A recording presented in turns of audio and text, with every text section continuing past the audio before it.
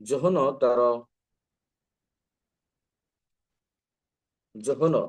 ଲିଖିତ ସୁସମାଚାର ତାର 5 ପର୍ବ ତାର ପ୍ରଥମ ପଦରୁ 8 ପଦ ପର୍ଯ୍ୟନ୍ତ ଏପରି ଏଠାରେ ଲେଖାଯାଏ।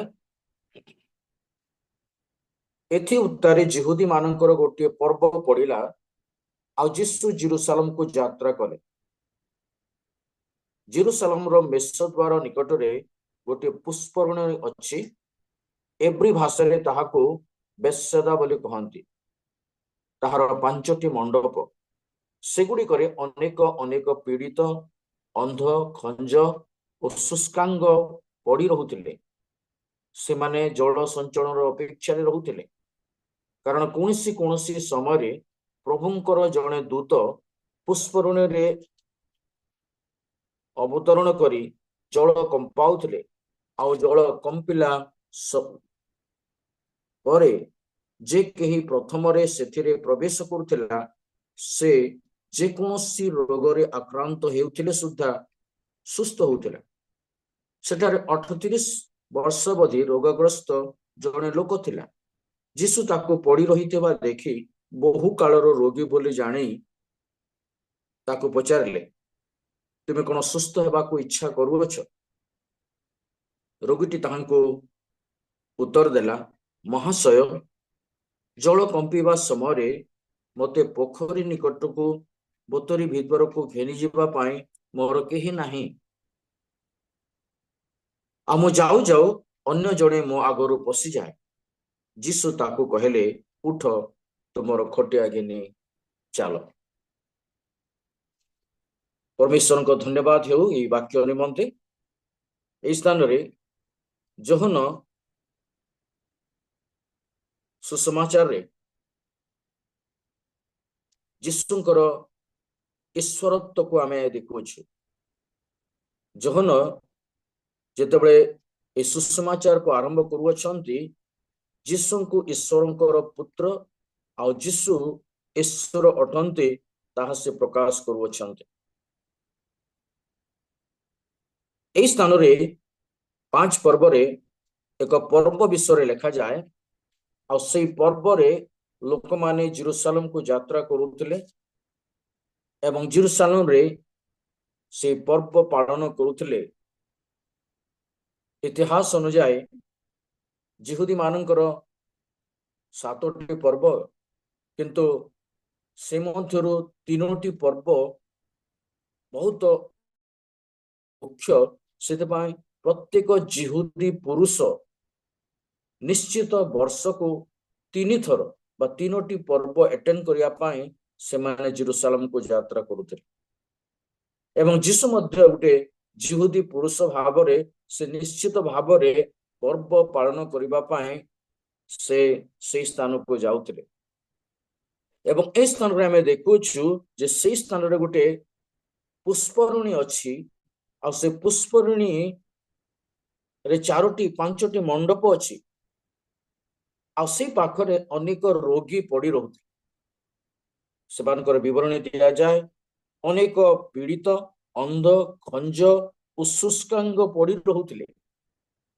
ଏଇ ଆଶାରେ ପଡ଼ି ରହୁଥିଲେ, କାରଣ ସେମାନଙ୍କର ବିଶ୍ୱାସ ଥିଲା ଯେ କୌଣସି ନା କୌଣସି ସମୟରେ ସ୍ୱର୍ଗରୁ ଜଣେ ଦୂତ ଓହ୍ଲେଇ ଆସି ସେ ପାଣିକୁ କମ୍ପାଉଥିଲେ, ଆଉ ଯେକୌଣସି ରୋଗୀ, ତାର ଯେକୌଣସି ରୋଗ ହେଇଥାଉ ନା କାହିଁକି, ସେ ଯଦି ପ୍ରଥମରେ ସେ ପାଣିକୁ ଯିବ ତାହେଲେ ସେ ସୁସ୍ଥ ହେଇଯାଉଥିଲା।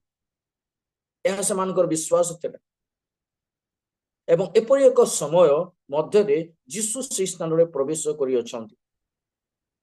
ଏହି ସ୍ଥାନରେ ଲେଖାଯାଏ,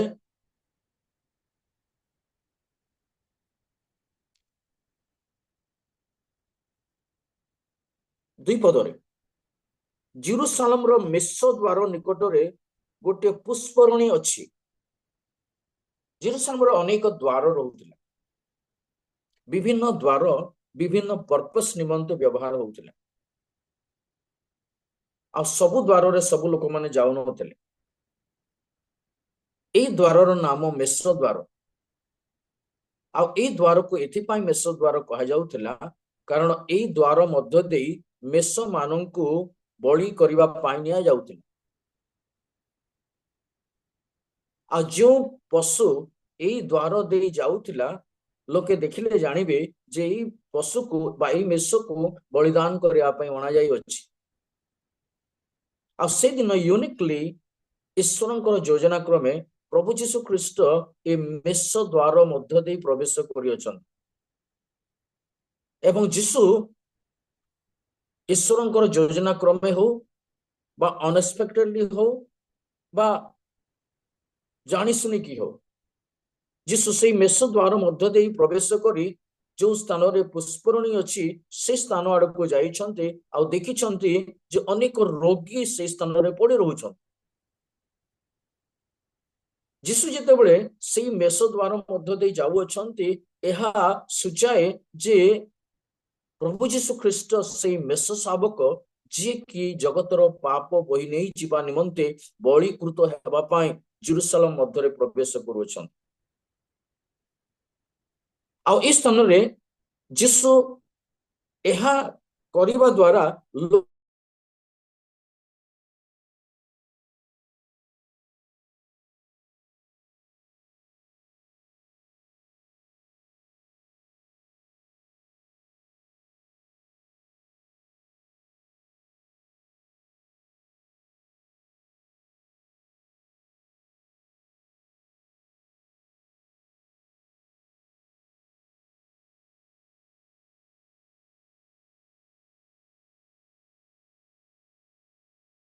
ସମୟରେ ଯୀଶୁ ତାହାଙ୍କୁ ଦେଖି କହିଲେ ଯେ ତୁମେ କଣ ସୁସ୍ଥ ହେବା ପାଇଁ ଚାହୁଁଅଛ? ଆଜି ମୋର ସମ୍ବାଦର ଶୀର୍ଷକ ବା ପ୍ରସଙ୍ଗ ହେଉଛି ଆତ୍ମିକ ସୁସ୍ଥତା, ସ୍ପିରିଚୁଆଲ ହିଲିଂ। ଆମେ ସମସ୍ତେ ଶାରୀରିକ ସୁସ୍ଥତା ଚାହୁଁ। ଆମର ଶାରୀରିକ ରୋଗ ସୁସ୍ଥ ହେଉ, ଆମର ଯେକୌଣସି ପ୍ରକାର ରୋଗ ଥାଇପାରେ, ଆମେ ଚାହୁଁ ସୁସ୍ଥ ହଉ। କିନ୍ତୁ ଆଜି ମୁଁ ଫିଜିକାଲ ହିଲିଂ ବାବଦରେ କହୁନାହିଁ, କିନ୍ତୁ ମୁଁ ଏକ ସ୍ପିରିଚୁଆଲ ହିଲିଂ ବିଷୟରେ କହିବା ପାଇଁ ଚାହେଁ। ଫିଜିକାଲ ହିଲିଂ ଠାରୁ ଆତ୍ମିକ ସୁସ୍ଥତା ଆମ ଜୀବନ ନିମନ୍ତେ ଆହୁରି ଇମ୍ପୋର୍ଟାଣ୍ଟ। ଯଦି ଆମେ ଫିଜିକାଲ ହିଲିଂ ଲାଭ କରିବା କିନ୍ତୁ ଆମର ସ୍ପିରିଚୁଆଲ ହିଲିଂ ଆନ୍ତରିକ ସୁସ୍ଥତା ନାହିଁ, ଆତ୍ମିକ ସୁସ୍ଥତା ନାହିଁ, ତାହେଲେ ସେ ସୁସ୍ଥତା କିଛି ଲାଭ ନାହିଁ। এই 38 ବର୍ଷ ରୋଗୀକୁ ଯୀଶୁ ପଚାରୁଛନ୍ତି ଯେ ତୁମେ କଣ ସୁସ୍ଥ ହେବା ପାଇଁ ଚାହୁଁଅଛ? ଯୋହନ ଲେଖକ ଏ ପ୍ରକାର ପ୍ରେଜେଣ୍ଟ କରୁଛନ୍ତି ତାଙ୍କର ପାଠକ ମାନଙ୍କୁ ଯେ ଏହି ସ୍ଥାନରେ ଏକ ବହୁତ ବଡ଼ ସମସ୍ୟା ଅଛି। କାରଣ ଯୀଶୁ ଯେତେବେଳେ ତାଙ୍କର ମିନିଷ୍ଟ୍ରି ଆରମ୍ଭ କରୁଅଛନ୍ତି, ଯୀଶୁଙ୍କର ବୟସ 30 ବର୍ଷ ଏବଂ ବର୍ତ୍ତମାନ ଯୀଶୁଙ୍କୁ ହୁଏତ 31-32 ବର୍ଷ ହଉଥିବ। କିନ୍ତୁ ଯୀଶୁଙ୍କର ବୟସରୁ এই ବ୍ୟକ୍ତିର ସମସ୍ୟା ବହୁତ ବଡ଼। ଯୀଶୁଙ୍କର ଏଜ୍ ଠାରୁ এই ବ୍ୟକ୍ତିର ରୋଗ, এই ବ୍ୟକ୍ତିର ସମସ୍ୟା, এই ବ୍ୟକ୍ତି ସେଠିରେ ପଡ଼ି ରହିଥିବାର ସମୟ ବୃଦ୍ଧି ମଧ୍ୟ ଅଧିକ। ଏହାଦ୍ୱାରା ଯୋହନ ଲେଖକ ପାଠକ ମାନଙ୍କୁ ଏହାକୁ ବର୍ଣ୍ଣନା କରୁଛନ୍ତି ଯେ ଜିହୁଦୀ ମାନଙ୍କର traditional problems is greater than Jesus.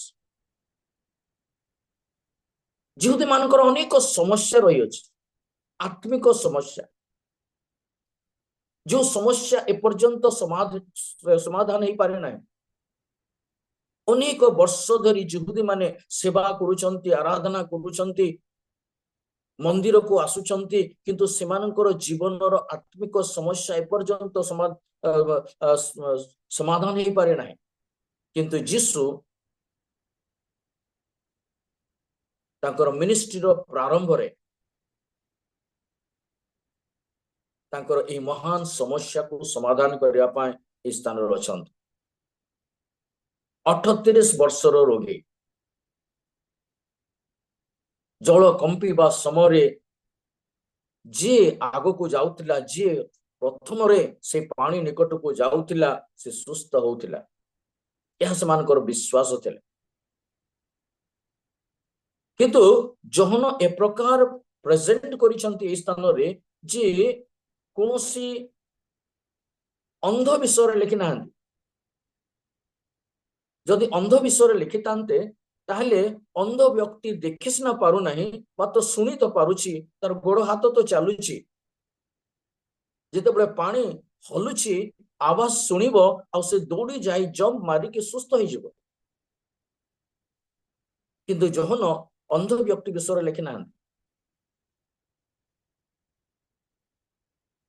जदि कोन छोटा व्यक्ति विषय लिखि तांते ताहले से छोटा व्यक्ति पानी हलिबार देखुची पानी हलिबार सुनिबो एवं से लेंगड़े लेंगड़े जाई कि पानी भीतर पसी के सुस्थ हो जिवो किंतु जहन ए प्रकार प्रेजेंट करिसंती जे ए प्रकार व्यक्ति 38 वर्ष पर्यंत he is completely paralyzed, he is completely incapable to move even 1 inch जो स्थान रे पड़ी रही से स्थान रे से 38 वर्ष पर्यंत इमोवेबल माने ताको से स्थान रो हली पारु नाही तार संपूर्ण शरीर शुष्क तार संपूर्ण शरीर इनएक्टिव तार संपूर्ण शरीर पंगु तार संपूर्ण शरीर गोटे प्रकार अचल अवस्था अछि आ जोहन प्रेजेंट करूचंते जे सही समय रो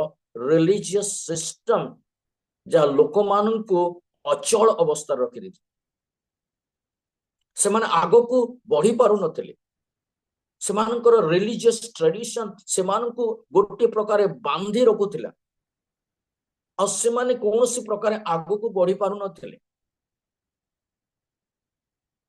वर्ष वर्ष धरी गोटे स्थान रे पड़ी रहुथिले मात्र सेमानको जीवन रे परित्राण नथिला सेमानको जीवन रे स्पिरिचुअल हीलिंग नथिला सेमानको जीवन रे स्पिरिचुअल रिवाइवल नथिला से प्रकार समय जीशु ए व्यक्ति को पचारुचंती तुमे कोन सुस्थ हेबा पई चाहुअछ तुमे कोन तुमर स्थान को परिवर्तन करिया पई चाहुअछ तुमे कोन तुमर जीवन रे गुटे चेंज देखिबा पई चाहुअछ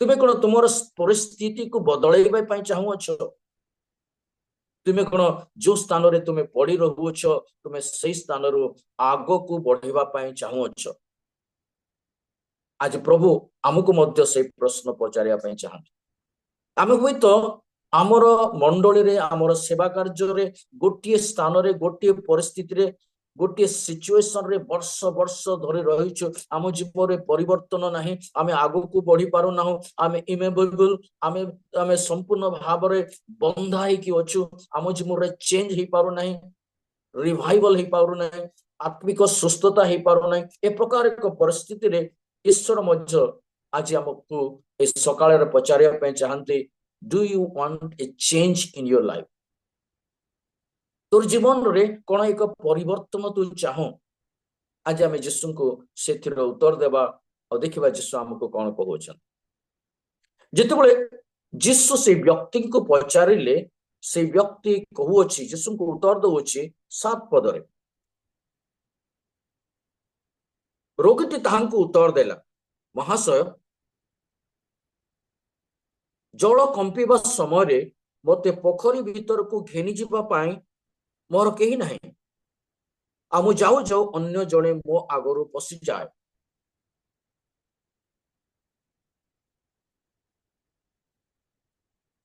ए पद को नै मु तीनोटी विषय आपण मान को सम्मुख रे रखिया पे जाए आमे जानिलु जे ए व्यक्ति इनकेपेबल कंप्लीटली ए व्यक्ति 38 वर्ष पर्यंत गोटे स्थान रे पड़ी रही जदि हम व्यक्तिर जीवन रे गोटे आशा अछि जे केमिति से पॉइंट ऑफ हीलिंग सुस्थतार स्थान मध्य को पहुंची पारिबो किंतु से पहुंची पारु नाही आज अनेक लोक मानकर जीवन से प्रकार प्रथम विषय से कहूछ महाशय जल कंपीबा समय रे पोखरी भीतर को घेनी जिबा पाई मोर केही नाही I am incapable to reach to the point of healing मु अयोग्य मु असहाय से सुस्थतार स्थान मध्य को प्रवेश करबा पई मु असहाय मु योग्य नुह मते केही नेई नेउ नहंती मु जने व्यक्तिर साहाय्य लोड़े परित्राण निमंते मु जने व्यक्तिर साहाय्य लोड़े उद्दीपना निमंते मु जने व्यक्तिर साहाय्य लोड़े मोर आत्मिक सुस्थता निमंते मु जने व्यक्तिर साहाय्य लोड़े but there is no one to help me मते साहाय्य करबा पई केही नाहंती I am seeking somebody's help प्रिय बंधुगण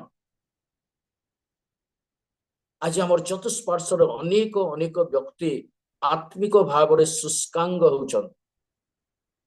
होपारे आमर मंडली अनेक लोक थाई पारंती युवा युवती थाई पारंती their spiritual lives are dead they need somebody's help से माने चाहंती जने व्यक्तिंकर साहाय्य किए मते से साल्वेशन पॉइंट को नहीं जीवो किए मते उद्धार स्थान को नेबो किए मते सुस्थतार स्थान को नेबो किए मते जिसुंक निकट को नहीं जीवो किए मते उद्दीपनार चिन्ह को नहीं जीवो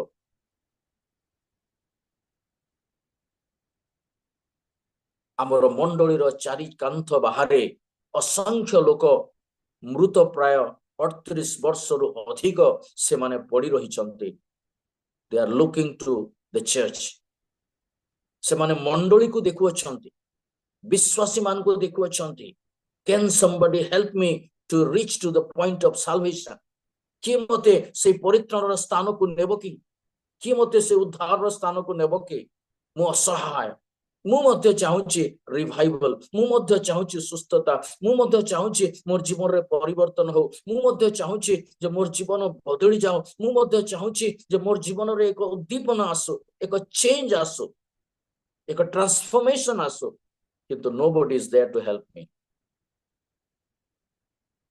परमेश्वर आज आम मान को कहया पे चाहते प्रथम विषय you can help someone to reach Christ कई जने व्यक्ति हुए तो तुमर साहाय्य लोड़ू अच्छी जी की परित्राण पाइबा चाहू अच्छी आत्मिक सुस्थता पाइबा चाहू अच्छी बा मु मध्य 38 वर्ष बदी रोगी परी आज मंडलीर कौन कोण रे पड़ी रही मात्र रिवाइवल मो जीवन रे नहीं मंडलीर अंशी मु समाज अंशी मु रेगुलर मु गिरजा जाए प्रार्थना करे सब किछि करे but somewhere in the corner of the church I am there for 38 years even more but still there is no change in my life मु मध्य एक शुष्कांग पड़ रही मु मध्य मो जीवन रे कौन से रिवाइवल नहीं मो मध्य कौन से इनर फीलिंग्स नहीं प्रार्थना समय उपवास समय गिरजा समय वाक्य समय मो भीतर कौन से एक्साइटमेंट नहीं मो मध्य कौन सी रिवाइवल हो पारु नहीं I am there for more than 38 years प्रभु पचारंती do you want a change in your life तुम जीवन रे परिवर्तन चाह कि आत्मिक सुस्थता चाह कि तुम जीवन ट्रांसफॉर्मेशन चाह कि आज मैं प्रभु को कहवा प्रभु हाँ मु चाहे मात्र I need somebody's help I can not do by myself मु निजे निजे मोर परित्राण को पाई पारिबे नहीं मु निजे निजे से सुस्थतार स्थान को जाई पारिबे नहीं मु निजे निजे से परित्राण स्थान को जाई पारिबे नहीं I need somebody's prayer. I need somebody's counseling. मु जने व्यक्तिर काउंसलिंग आशा करे जने व्यक्तिर प्रार्थना आशा करे जने व्यक्तिर उपदेश आशा करे जने व्यक्तिर साहाय्य आशा करे जने व्यक्तिर स्पिरिचुअल कवरिंग्स आशा करे प्रिय बंधुगण ए व्यक्ति प्रथम विश्व प्रभु को कहूची प्रभु जल कंपिबा समय मु जीवा पाई तो चाहूची मात्र मत नेबा पाई केही नाहंती मु असहाय मोर संपूर्ण अंग शुष्क मु गोटे इंच भी बढ़ी पारो ना मु देखुची लोक माने सुस्थ ही चली जाउछंती ମୁଁ ଦେଖିଛି ଲୋକମାନେ ଉଦ୍ଦୀପନା ପାଉଛନ୍ତି, ଚାଲି ଯାଉଛନ୍ତି। ମଣ୍ଡଳୀର କୌଣସି କୋଣରେ ମୁଁ ବସି ରହିଛି, ମୋ ଆଗରେ ଯୁବା ଯୁବତୀ ମାନେ ବାପ୍ତିସ୍ମ ନେଇକି ଚାଲି ଯାଉଛନ୍ତି, ପ୍ରଭୁଙ୍କୁ ଗ୍ରହଣ କରି ଚାଲି ଯାଉଛନ୍ତି, ଆତ୍ମାରେ ଭରିକି ଚାଲି ଯାଉଛନ୍ତି, ସୁସ୍ଥତା ପାଉଛନ୍ତି, ଚାଲି ଯାଉଛନ୍ତି। ମୁଁ କିନ୍ତୁ ମଣ୍ଡଳୀର ଗୋଟେ କୋଣରେ ବସି ରହିଛି। ଆପଣ ପରିବର୍ତ୍ତନ ହେବା ପାଇଁ ଚାହାନ୍ତି କି? ଯୀଶୁ କହିଲେ, ଉଠ ତୋର ଖଟିଆ ଘିନି ଚାଲ। ଦ୍ୱିତୀୟ ପଏଣ୍ଟ,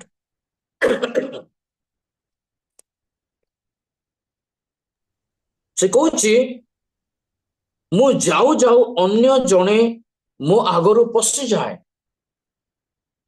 ସେ କହୁଛି ମୁଁ ଇନକେପାବଲ, ମୁଁ ଅସହାୟ, ମତେ ନେବା ପାଇଁ କେହି ନାହାନ୍ତି, but still I am trying, still I am trying to move on. ମୁଁ ତଥାପି ଚେଷ୍ଟା କରୁଛି ଯେ ମୁଁ କେମିତି ଆଗକୁ ବଢିବି। ତା ଭିତରେ ଗୋଟେ ଇଚ୍ଛା ଜାଗ୍ରତ ହଉଛି। କାହାକୁ ଦେଖି? ଲୋକମାନଙ୍କୁ ଦେଖି। ମୁଁ 38 ବର୍ଷ ପର୍ଯ୍ୟନ୍ତ ପଡି ରହିଛି, କିନ୍ତୁ ବର୍ତ୍ତମାନ ମୁଁ ଦେଖୁଛି ଜଣେ ବ୍ୟକ୍ତି ଆସିଲା, ପାଣିକୁ ପଶିଲା, ସୁସ୍ଥ ହେଲା, ଚାଲିଗଲା। What is the obstacle in me? ମୋ ମଧ୍ୟରେ କଣ, କୋଉ ବିଷୟ ଆଜି ମତେ ବନ୍ଧନ ମଧ୍ୟରେ ରଖିଛି ଯେ ମୁଁ ଆଗକୁ ବଢି ପାରୁନାହିଁ? ଅନେକ ଲୋକ ସୁସ୍ଥ ହଉଛନ୍ତି,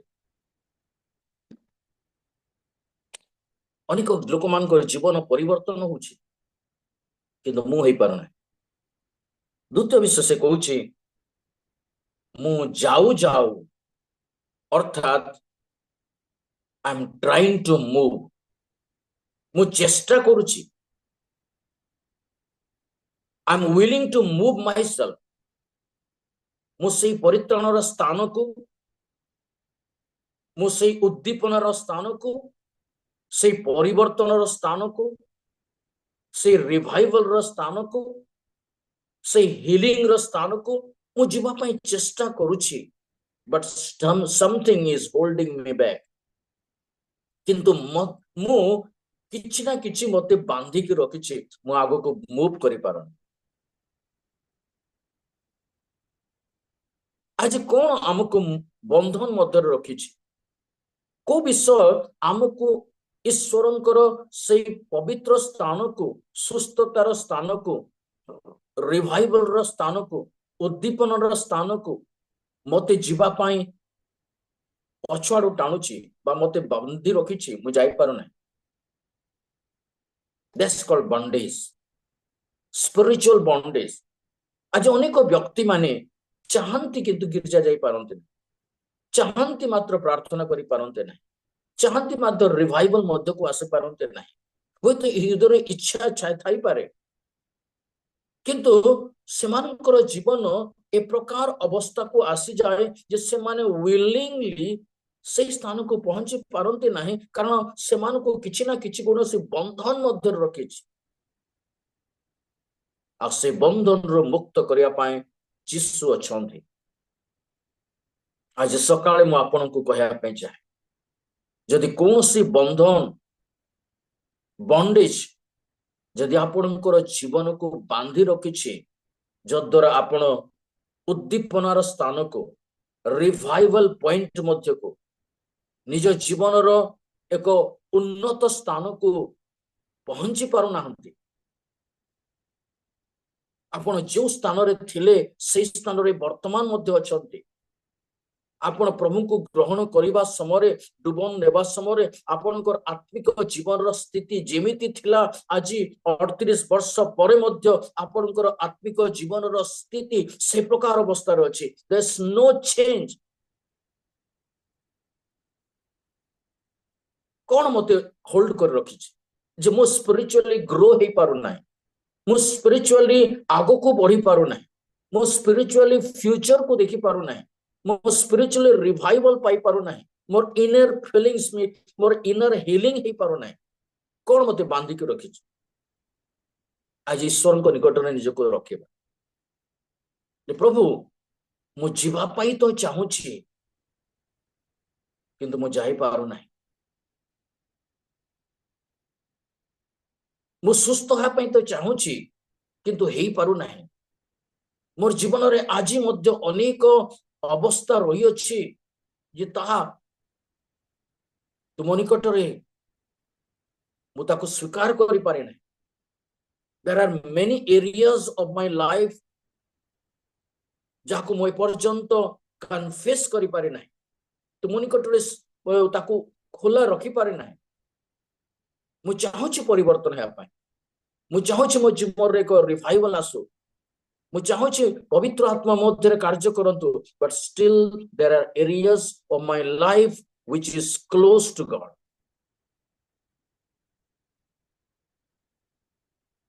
जेतेबेला आमे निजको उन्मुक्त करिबा प्रभुंक निकट रे प्रभु हमको संपूर्ण भाव परिवर्तन करिबे. एक कंप्लीट स्पिरिचुअल हीलिंग आम जीवन को आसु.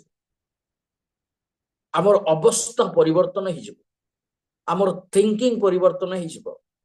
आमर लाइफस्टाइल चेंज हो जिवो. आमे जानिबा जे आमे को स्तरर लोक.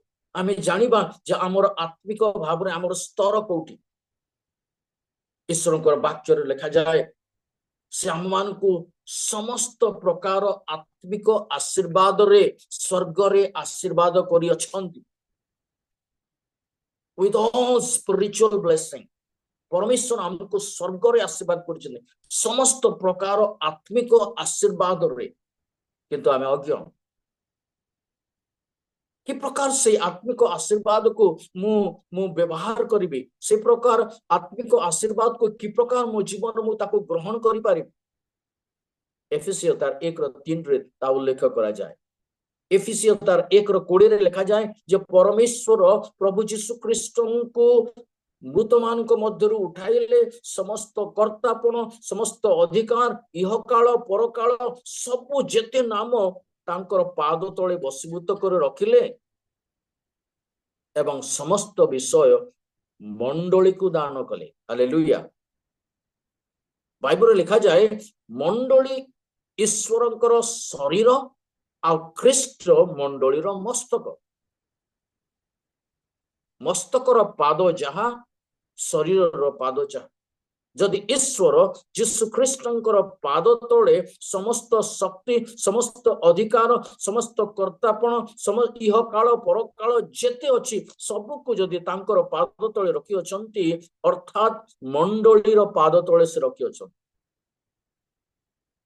आज मंडली रो पाद तले समस्त अधिकार अछि मात्र किए ताको व्यवहार करिवो. आपण जदि स्पिरिचुअली हेल्ड नुहंती आपण जदि आत्मिक भाव रे होल नुहंती संपूर्ण नुहंती आपण जदि आत्मिक भाव रे ईश्वरकर शक्ति को जानि पारि नाहंती आज जदि आपण मंडली रे थाई मध्य ईश्वरकर संतान हेई मध्य incapable spiritually incapable to handle spiritual gifts ताले आपण किपरि से प्रकार अधिकार को व्यवहार करि पारि. परमेश्वर मंडली को अधिकार दे अछंती. आमर पाद तले मंडली रो पाद तले समस्त अधिकार दे अछंती. से कहंती तुमे जीवा सिंह को पाद तले दौड़िबो. एफिसियो तार 2:6 रे लिखा जाए से मृत मान को मध्यरु उठाई से आम मान को ख्रीष्टंक सहित से सिंहासन रे उपवेशन करई अछि. Spiritually we are seated with Christ in heaven. आत्मिक भाव रे आमे माने ख्रीष्टंक सहित सिंहासन रे अछु.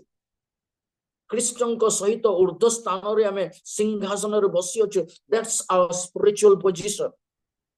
किंतु आज मंडली आज विश्वासी माने निजर आत्मिक स्थिति को न जानिबा द्वारा आमे से प्रकार भाव रे आमे पड़ी रहिछु. आम जीवन रे चेंज नाही.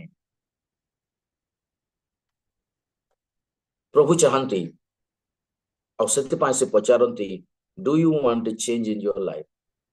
तुमे कोन तुमर जीवन रे परिवर्तन चाह आत्मिक सुस्थता चाह आत्मिक उन्नति चाह तुमे कोन आत्मर निजर आत्मिक स्थिति को जानिया पे चाहो छ. ख्रीष्ट तुम निमंते सब किछि कर सारिछन. He has blessed you in all spiritual blessing in heavenly places. जेहेतु आम इग्नोरेंट से आम भावुछु I can do by myself, that's why I'm trying. मु चेष्टा करूछि से पर्यंत जीवा पाए मु जाऊ जाऊ मु चेष्टा करूछि से सुस्थता पर्यंत जीवा पाए से आत्मिक आनंद पर्यंत जीवा पाए से आत्मिक उन्नति पर्यंत जीवा पाए किंतु प्रभु कहते I have already blessed you, only receive by faith. विश्वास रे ताकू ग्रहण कर सब किछि प्रभु हमको दे सारी अछन आत्मिक आनंद आत्मिक सुस्थता आत्मिक अधिकार आ से अधिकार को हमें प्रभु को निमंते व्यवहार करि परिबा प्रभु हमको निश्चित भाव रे वाक्य द्वारा उत्साहित प्रदान करंतु तृतीय नंबर पॉइंट से कहछ मु जाऊ जाऊ अन्य जने मो आगरु पसि जा अन्य जने मो आगरु पसि जा salvation is not competitive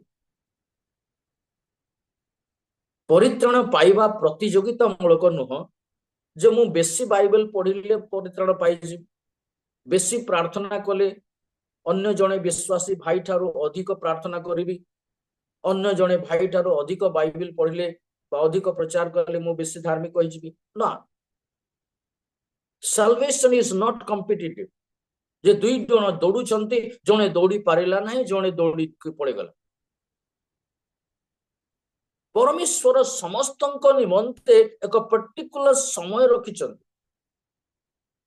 जने आगरु परित्राण पाए जने पछे परित्राण पाए but salvation is for all आज जदि आपण सुस्थ आत्मिक सुस्थता पाई पारे नाहंते आपण को निमंते मध्ये एक सुयोग अछि परमेश्वर आपण को एक नूतन सुयोग मध्य को नया चाहूँगी ए स्टोरी द्वारा ए घटना द्वारा जिहुदी मानू को परमेश्वर एक कथा कहया चाहूले जे you are still ignorant about the salvation the giver of salvation जे तुमर मध्य को आसी सारिले जो परित्राण दाता आत्मिक सुस्थता देवार दाता तुमर मध्य को आसी सारिले but you are still ignorant से व्यक्ति जीसु को पचारुछि आज्ञा पानी भीतर को नेबा पई केही नाहंती जिहुदी ट्रेडिशन तार मुंडो भीतर अछि जदि पानी सुस्थता दउथांता ताले हुए तो जीसु पानी पाख को जाई थांते तांकर उंजड़ा रे पानी आनी थांते आ से 38 वर्ष रोगीर मुंड ऊपर से उंजड़ा पानी ढाली दी थांते आ कोई थांते सुस्थ हे गलो बा से व्यक्ति को उठे नहीं कि पानी भीतर रखी थांते आ से सुस्थ ही थांते मात्र जीसु ता कले नहीं जदि पानी सुस्थता दउथांता जदि ट्रेडिशन सुस्थता दउथांता जदि ट्रेडिशन आम जीवन को परिवर्तन करूथांता आज अनेक लोक मानकर जीवन ट्रेडिशनली बाउंड आमर आराधना ए प्रकार आमर मंडली ए प्रकार आमर रिलीजियस ए प्रकार विभिन्न ट्रेडिशन आज हमको बांधी रखी ए ट्रेडिशन ए व्यक्ति को 38 वर्ष पर्यंत आगो को बढ़ी पार ना आज क्रिश्चियन मान को मध्य मध्य विभिन्न ट्रेडिशन हमको हमको पछरे रखी देछि ए ट्रेडिशन को देखी देखी ए 38 ए वर्ष ए व्यक्ति 38 वर्ष पर्यंत से स्पिरिचुअल लाइन मध्य को पहुंची पारे ना revival fire is coming catch it उद्दीपनार अग्नि पड़ू अछि धरी रखंतु ट्रेडिशन को देखंतु नहीं ट्रेडिशन को देखिले आपण पछे रहि आत्मा रे पूर्ण होंतु वाक्य रे आनंद करंतु प्रार्थना रे ईश्वर को निकटवर्ती होंतु ट्रेडिशन आपण को आगु को नहीं पारिबो नहीं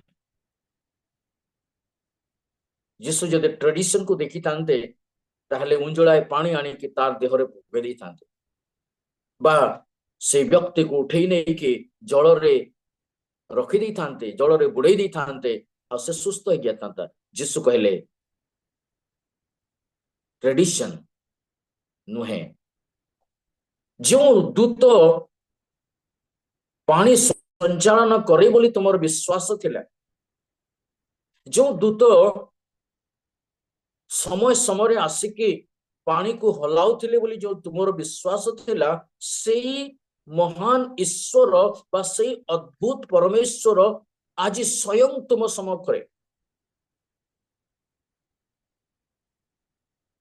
से कौन सुस्थता दे पारे से केवल तुम जीवन को परिवर्तन करि पारे से केवल तुम जीवन रे एक परिवर्तन आनी पारे आमर जीवन आमर साल्वेशन कॉम्पिटिटिव नुह आमर साल्वेशन केवल ईश्वर ठारे जिते फोकस करू जिते आमे जानू जे कि मते सुस्थता दे पारे आमे जानू जिते जे किए मोर जीवन को परिवर्तन करि पार नॉट ट्रेडिशन बट जीसस मोर परंपरा मते परिवर्तन करि पारिबो नाही मोर चर्च ट्रेडिशन मते परिवर्तन करि पारिबो नाही मोर धार्मिक रीति रिवाज मते परिवर्तन करि पारिबो नाही मात्र जीसुंक निकट को मु जेतेबेले विश्वास रे आसीबी सेतेबेले मोर जीवन परिवर्तन हे एक आत्मिक उन्नति आत्मिक परिवर्तन आत्मिक चिंताधारा संपूर्ण भाव में ट्रांसफॉर्म हो जाए जीसु मु जीवाई तो चाहूँगी किंतु मु जाऊ जो मो आगरू जड़े पशि जाए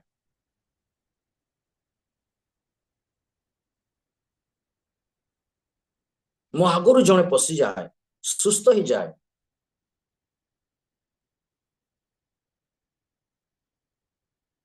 जीसु जिते निजर सेवा कार्य आरंभ कले नूतन नियम रे प्रचार करिवार आरंभ कले जिहुदी माने जीसुंकर प्रीचिंग को क्रिटिसाइज करवा आरंभ कले फरसी शास्त्री माने क्रिटिसाइज करवा आरंभ कले लोके आश्चर्य हेले सत ये तो नुआ चिंताधारा ये तो नुआ अधिकार युक्त शिक्षा स्वीकार कले किंतु ताको ग्रहण करि पाले नाही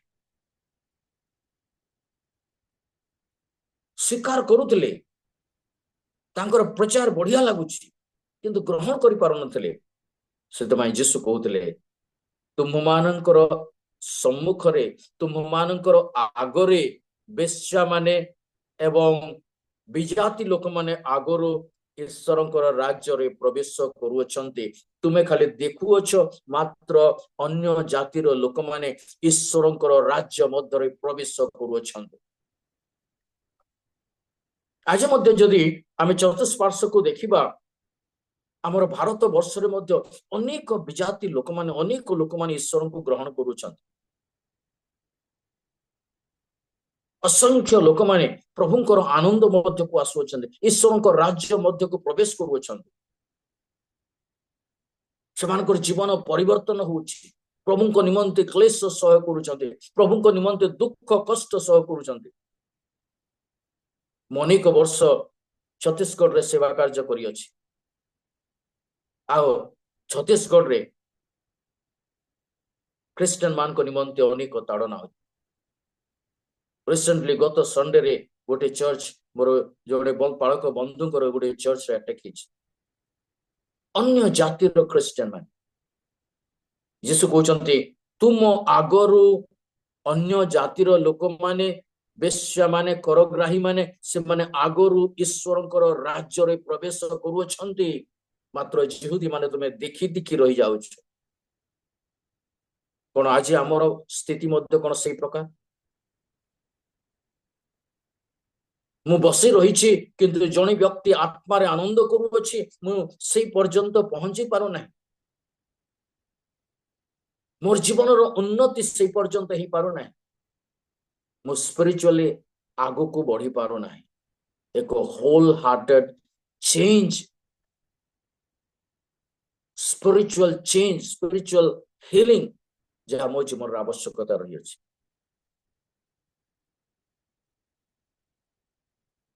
आत्मिक आनंद बा आत्मिक सुस्थता कहले हुए तो अनेक बुझी पारते नहीं कौन आत्मिक सुस्थता। आत्मिक सुस्थता कहले कौन को विषय को आम आत्मिक सुस्थता कहीपर प्रेरित तार 3 पर्व गोटे खंज विषय लिखा जाए। जन्मरु खंज से जाऊला मंदिर को आ मंदिर गेट पाखरे सुंदर नामक द्वार रे बसी रोला आ तार काम जे जो लोक माने जाउथिले सेमानक ठारो भिक्षा मागुथिले आ सेतिरे से सैटिस्फाई रहउथिले। से केबे इच्छा प्रकाश करी नाही मंदिर भीतर को प्रवेश करी एक वास्तव आराधना करियो एक ट्रू वर्शिप करियो। केबे तार मध्यरे इच्छा हे नथिला जे मु भीतर को जीवी आ केमिति ए लोक माने आराधना करूछंती टिके देखिबी आ ए लोक मान को सहित आराधना करिबी से प्रकार इच्छा ता भीतर नथिला। कारण से अपंग से खंज से केवल तार आवश्यकता मेंटेवा पाई मंदिर को आसुते। All those who go to the temple are not worshipper। जो माने मंदिर को जानती समस्ते आराधक नहांती। विभिन्न लोक विभिन्न इच्छा नहीं की जानती, विभिन्न लोक विभिन्न प्रार्थना नहीं की जानती, विभिन्न लोक प्रभु को ठारो किछि मागिबा पई चाहंती। किंतु दिने व्यक्तिर जीवन रे एक एक ट्रांसफॉर्मेशन आसला। पीतर और जहन तांको देखि कहले आम पाखरे सोना नहीं रूपा नहीं कौन बहुमूल्य विषय नहीं जीशुଙ୍କ नाम रे ओट उछाल। फिजिकली से व्यक्तिर आंठू गंठी सबल हो गला। खंज व्यक्तिर सबल हो गला। से चली पार नथिला चलिला, दौड़ी पार नथिला दौड़िला, कूदा मारी पार नथिला कूदिला। केवल सेतिक नुह पितर और जहन सहित मंदिर भीतर को प्रवेश कला एवं कूदा मारु मारु प्रभुंकर आनंद आराधना आनंद रे करिया पय लागिला। What A transformation. आज अनेक लोक माने मंदिर को जानती गिरजा जानती किंतु सेमानकर हाथ गोड़ भी हले ना उपस्थित थांती ताली मारी पारंते ना आराधना कहले हाथ उठाई पारंते ना उच्च स्वर रे गीत गाई पारंते ना तांको बॉडी हली पारे ना कारण भीतर समथिंग इज ब्लॉकिंग दे। ईश्वर आराधना करिया पाए सेमानक मध्यरे कोनोसी इनसाइड फीलिंग्स न था।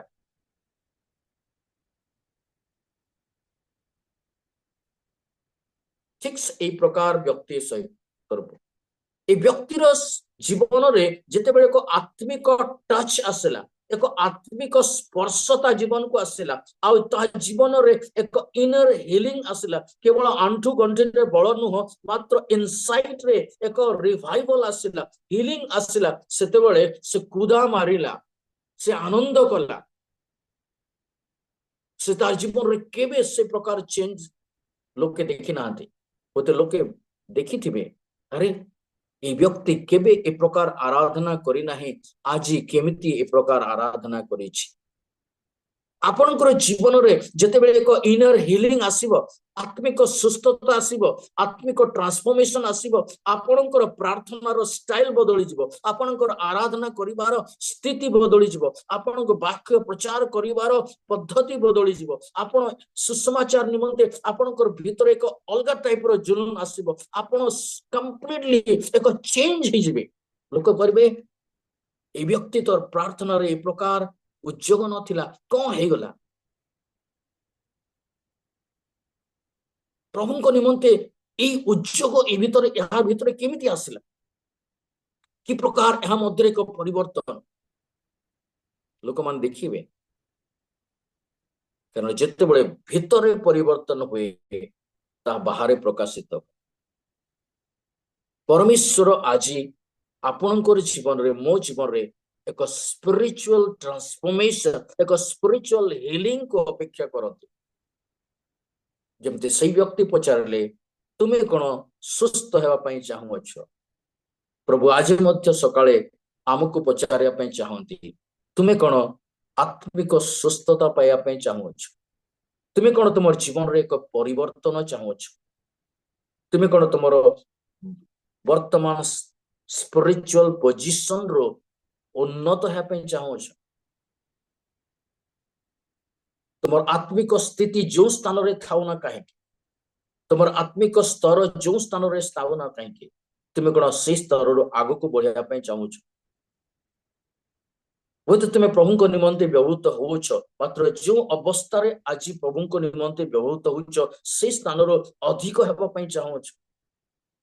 ହୁଏତ ଆପଣମାନେ ପ୍ରଭୁଙ୍କ ନିମନ୍ତେ ଅନ୍ୟକୁ ସୁଷମାଚାର ଦେଉଛନ୍ତି, ମାତ୍ର ତାଠାରୁ ଅଧିକ ଲୋକମାନଙ୍କ ନିକଟରେ ଆପଣ ପ୍ରଭାବଶାଳୀ ହେବା ପାଇଁ ଚାହାନ୍ତି କି?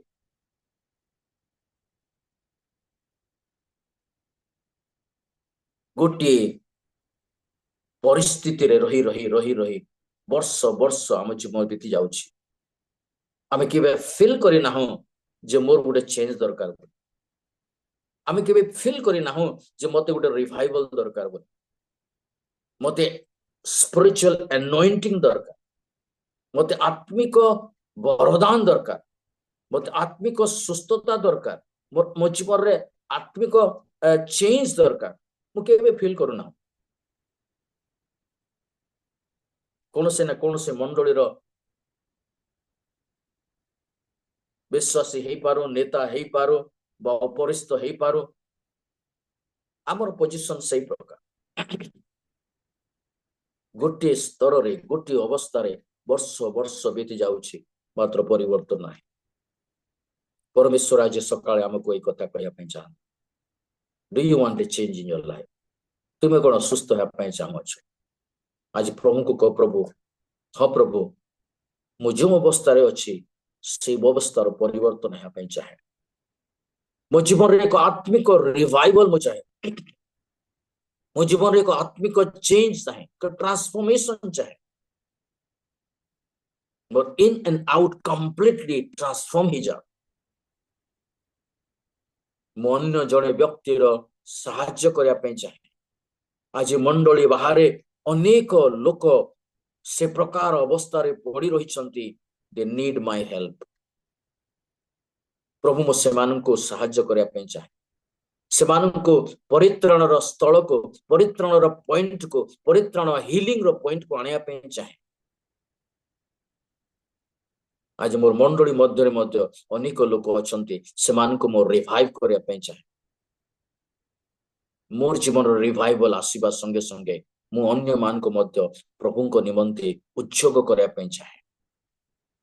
ଡୁ you want to change in your life? ତୁମେ କ'ଣ ସୁସ୍ଥ ହେବା ପାଇଁ ଚାହୁଁଅଛ? ହଁ ପ୍ରଭୁ, ସୁସ୍ଥ ହେବା ପାଇଁ ତ ଚାହୁଁଛି, କିନ୍ତୁ ମତେ ପାଣି ଭିତରକୁ ନେବା ପାଇଁ କେହି ନାହାନ୍ତି। There is someone is there to help. God has a appointed time in your life. ପରମେଶ୍ୱର ଆପଣଙ୍କ ଜୀବନରେ ଏକ ନିର୍ଦ୍ଦିଷ୍ଟ ସମୟ ରଖିଛନ୍ତି। ଯେମିତି ଏଇ ବ୍ୟକ୍ତିର ଜୀବନରେ ଏକ ନିର୍ଦ୍ଦିଷ୍ଟ ସମୟ 38 ବର୍ଷ ପରେ ଆସିଲା, ଆପଣଙ୍କର ଜୀବନରେ ଏକ ନିର୍ଦ୍ଦିଷ୍ଟ ସମୟ ହୁଏତ ଆଜି। ଆପଣଙ୍କ ଜୀବନରେ ଏକ ଚେଞ୍ଜ, ଏକ ସ୍ପିରିଚୁଆଲ ରିନ୍ୟୁଏଲ ହୁଏତ ଆଜି। Accept it in the name of Jesus. ଯୀଶୁଙ୍କ ନାମରେ ତାକୁ ରିସିଭ କରନ୍ତୁ। କହନ୍ତୁ, ପ୍ରଭୁ, ମୁଁ ଆଜିଠାରୁ ଏକ ସ୍ପିରିଚୁଆଲି ଟ୍ରାନ୍ସଫର୍ମଡ, ସ୍ପିରିଚୁଆଲି ହିଲ୍ଡ ଆଉ ସ୍ପିରିଚୁଆଲି ରିଭାଇଭ ପର୍ସନ ହେବା ପାଇଁ ଚାହେଁ। କାରଣ ତୁମେ ମୋ ନିମନ୍ତେ ସବୁ କିଛି କରିଅଛ, ମତେ ସବୁ ପ୍ରକାର ଆତ୍ମିକ ଆଶୀର୍ବାଦରେ ପରିପୂର୍ଣ୍ଣ କରିଅଛ। ସେଥିପାଇଁ I accept it in the name of Jesus. ପ୍ରଭୁ ଆମ ପ୍ରତ୍ୟେକଙ୍କୁ ଆଶୀର୍ବାଦ ପ୍ରଦାନ କରନ୍ତୁ।